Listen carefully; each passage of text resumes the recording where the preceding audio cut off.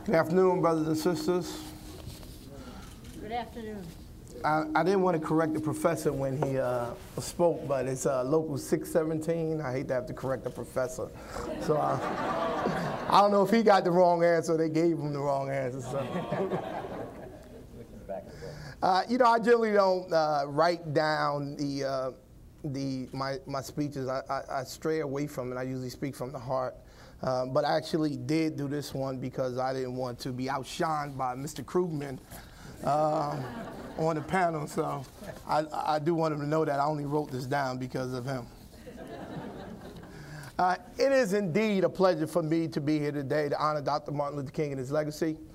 It is with deep gratitude that I thank Dr. King for his teachings and for still leading the way for us 43 years after he has left this world.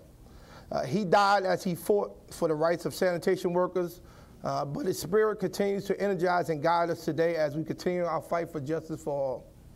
It is in this spirit that kept me going last year when our sanitation workers in the city of Newark lived under the looming threat of privatization, fighting to hold on to their modest salaries, which average about $35,000 to $40,000 a year, so that they can take care of their families and other commitments. Dr. King's message from so many years ago spoke very loudly to me, and if many of you seen the news reports, you would know that we actually duplicated the march that Dr. King did with the I Am a Man signs. We actually had signs that said, I'm still a man, and I forced the city of Newark to arrest me that day just to make sure that we had some feeling that we were in a civil rights struggle. So often we overlook the work and the significance of those who are not in professional jobs, those who are not in the so-called big jobs. But let me say to you today that whenever you are engaged in work that serves humanity and is for the building of humanity, it has dignity and it has worth. Our union spent many months fighting and negotiating and refusing to accept the cards that the city was trying to deal to us. And we ended up with a compromise that avoided privatization of our workers, and we actually embarrassed our so-called progressive mayor for his antics. Dr. King was a soldier in the fight for civil rights and justice for all, and he was killed on a battlefield as he fought the enemies that many of our sisters and brothers are still facing today: poverty, unemployment, lack of education, and economic opportunities. I am proud of what just happened in Wisconsin, where we have more than 18,000 SEIU members, union workers, and supporters, including students, who have said enough is enough. The Wisconsin fight and the fights in other states have fired up our workers here in New Jersey. And ladies and gentlemen, we have a lot of work ahead of us. Our working families and our middle class are under attack. And the game plan is to have us fight each other for the scraps at the table. I know some folks believe that unions are living in a fantasy world. They think we're blinded by the economic conditions facing our communities and our state. But we are not blind. We are all facing the same mess. We all want healthy economic conditions and opportunities throughout New Jersey and our country.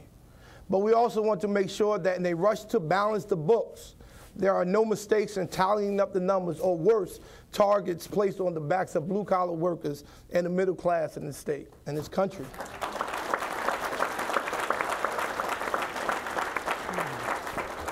And we also want to be at the table to protect those rights that Dr. King fought for, including the right to collective bargain. Currently, right now, though, we have many so-called progressive mayors, senators, assemblymen. I wanted to say governor, but we don't have a progressive governor in this state. Many of whom we support, who wish to roll back these rights to what Dr. King calls slave wages and what I call devaluing our work. One specifically whom I can think of, who resides in the city of Newark, who aspires for office, higher office, is the darling of the media and the progressive elite left in this country. And he's the worst culprit of all when it comes to labor rights. And it's about time that we call him out on that. And I am specifically referring to Mayor Cory Booker. for the Huffington, for Ariana Huffington and Oprah's and all those other elite leftists who claim that his ideas and his ways of changing, I guess, urban transformation are bright ideas. I want them to know that they are not working. Actually, they're creating worse situations in the city where I was born and raised. In a perfect world, perhaps we wouldn't need unions. But until we get to that mountaintop, SEIU will work with the thousands and millions of our brothers and sisters across this great state and nation to ensure that all voices are heard and respected. And I will walk confidently down that road knowing that Dr. King is walking right alongside of me. And I want to thank y'all for the opportunity of being on this panel. And, you know, we need to get to work.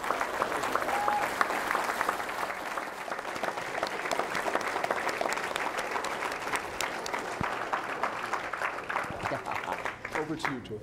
Hey, good afternoon, everyone. I think it's probably an advantage and somewhat of a disadvantage to have spoken after such terrific speakers, but you know, I appreciate Laurel for extending the opportunity for me to be here because we speak from a different perspective. And hopefully, in a few minutes, we can make sure that all of you understand how private industry has been affected, not starting today, but we've been affected for the last 20 years. And what we used to try to tell our members and people around us and our family members, that what they do to one, they will do to all. They just started with us. And that day is here. Just in terms of the global effect on our industry, we represent bakery workers, Wonder Bread, Freihofer, Intamins. All of your major labels are the people that we represent. The problem is people believe, you know, because they are union product, we're manufacturing them here, that we don't have anything to be concerned about, but we do. Because the very bread we make, the gluten that's put in that bread is coming from overseas. Okay. The citric acid that's used as a preservative in the food that you eat is coming from China. We're not paying attention to what's going on. When you had the dog food recall, when it was traced back, the ingredients, even though it was processed here, the ingredients that were used were coming from overseas, where they're not the quality controls, the safety controls. What we say to our members is this: regardless of what industry that you're in, regardless of what union, private or public, the issue is this: we are one people because we're human beings before we're anything.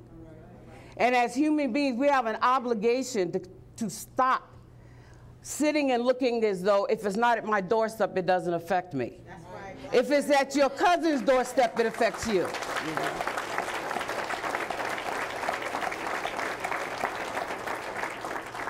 An example of a fight that, you know, I don't think that I'll ever be more proud of a group of people than I was for the 135 members that I had at Stellador Bakeries in the Bronx.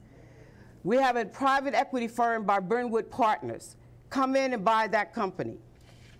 The first opportunity we had to sit at the table, they came in, said half the workforce was unskilled and did not deserve to make $18 an hour.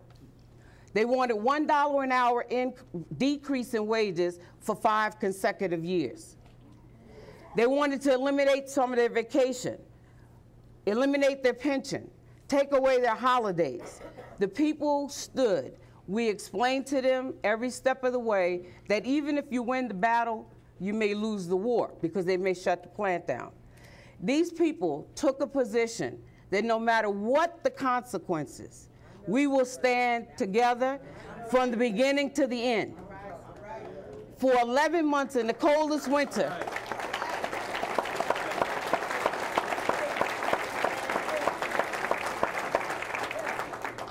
for 11 months in the coldest winter in New York, they stood. And on the picket lines with us were teachers, were policemen, were firemen, were sanitation, RWDSU, UFCW. It's the first time that anyone in New York has seen that kind of support for a union strike from various unions and various walks of life. We won that strike, but ultimately paid the price because they shut the facility down. We had a hearing, standing room every day of that hearing. We won the decision. It went to Washington under appeal from the employer. We won in Washington. It is now in federal court. We tried to block the sale of the building, sale of the business. What they did is some little small law that Bush had put in during his administration, that if you sell the assets, but not the building, it's not considered a sale of the business. So when you win the battle, you can still ultimately lose the war. But to this day, every single person on that strike line said they don't regret it and they would do it again. Because they believe that if you don't stand for something, you will fall for anything.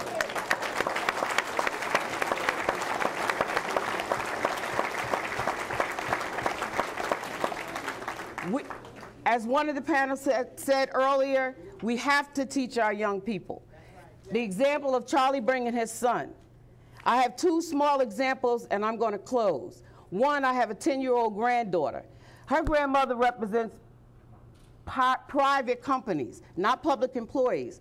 She was so outraged by what our governor is doing to our public employees, she wrote him a letter.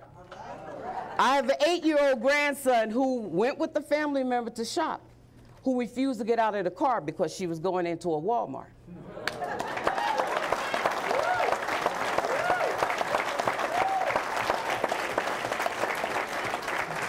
She asked him, why won't you go into the store? He said, we don't shop Walmart. Well, why won't you shop Walmart? Because they don't treat their employees right. If a 10-year-old and an 8-year-old can understand what's happening in this country, that I challenge every union or non-union, but every working human being, or every person who has a voice or a vote. We challenge you to do what they did in Egypt. Rise to the occasion and let the elected officials know you work for us, we do not work for you. I want to just now invite James Harris, the president of the New Jersey NAACP, to introduce our final film clip from Dr. King and speak a bit about his legacy. Thank you very much. Good afternoon. Giving honor and praise to the Almighty, I want to thank you, first of all, for inviting me to be a part of this discussion, and to remind you that when I get a call from Charles Buchanan and Hetty Rosenstein at the same time, I know it must be important. I am pleased to be here because as we reflect on Dr. King, I would ask, where were you when he was shot 43 years ago? What were you thinking? And how did it impact you? I look at, we have a Reverend King in the room today. His name is Stanley Justice, who's doing exactly what Dr. King attempted to do. But what was Dr. King doing in Memphis? He was organizing the sanitation workers who were being victimized by racism, discrimination, and trying to make a decent living for their families. And I'm very hopeful as we come together today that we can think of the human rights that we're really engaged. And we have to look at what happens in New Jersey. New Jersey is one of the most racially segregated states in the whole United States of America. We have to look at how we interact with each other. Dr. King won the Nobel Peace Prize, which was more than the U.S. It was recognized around the world. He was a human rights advocate and just happened to be involved in civil rights in the United States of America.